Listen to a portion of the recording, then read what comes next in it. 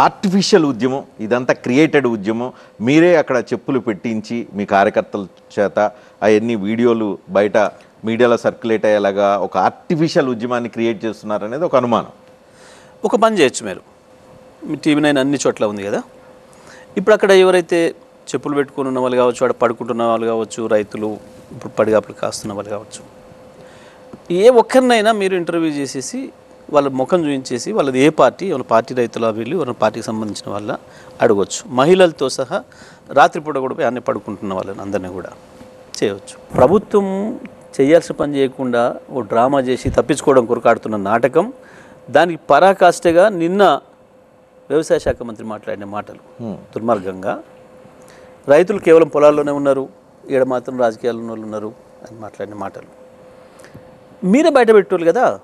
Media వస్తుందంటే కాంగ్రెస్ అధికారంలోకి వచ్చిన ఈ సంవత్సరం కాలం నుంచి రోజు మీరు కాంగ్రెస్ ప్రభుత్వం అయిపోయింది, పడిపోయింది, ప్రజల పరిపాలన చేత కాదు, ప్రజలు వ్యతిరేకంతో ఉన్నారు, రోజు ఇదే పని కొట్టి మాట్లాడుతున్నాం. మేము ఎప్పుడని లేదు. మీరు ఇంకో విషయం కూడా మీ టీవీల ద్వారానే మేము కూడా చూస్తున్నాం, కేసీఆర్ గారు వస్తలేరు, పని చేస్తలేరు, కేసీఆర్ గారు వస్తలేరు, పని చేస్తలేరు అని ప్రభుత్వమే అడుగుతున్నమాట. మీరు చూస్తున్నారు.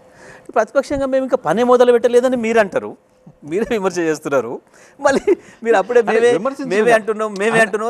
అసలు మీరు కాంగ్రెస్ ప్రభుత్వం డే 1 నుంచి పరిపాలన చేత కాదని మొదలుపెట్టారు గారు. మేము ఎప్పుడు అనలేదు, మేము ఇప్పుడు కూడా ఎన్నడూ అనలేదు. మీకు ఇంకోటి కూడా గుర్తు చేస్తాను.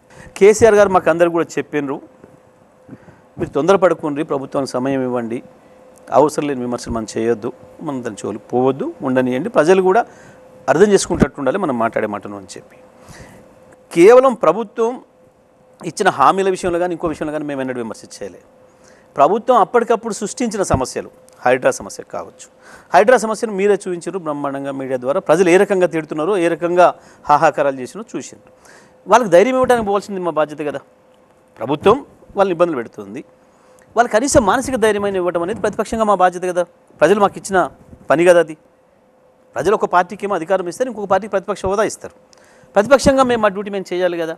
మేము దాని కొరకు మాత్రమే పోయినాం. అది హైడ్రా కావచ్చు, అది మూసీ కావచ్చు, అది లగచర్ల కావచ్చు, ఏ ఇష్యూస్ అయినా ప్రభుత్వం ప్రజలకు ఇచ్చిన హామీలు పక్కన పెట్టి కొత్తగా సమస్యలను సృష్టించి వాళ్ళ ఆస్తులను గుంజుకొని వాళ్ళ ఇండను గులగొట్టి దుర్మార్గంగా ప్రజలను ఏడిపిస్తుందో ఆ విషయాలలో ప్రజలకు అండగా పోయినాం మేము. మా బాధ్యత.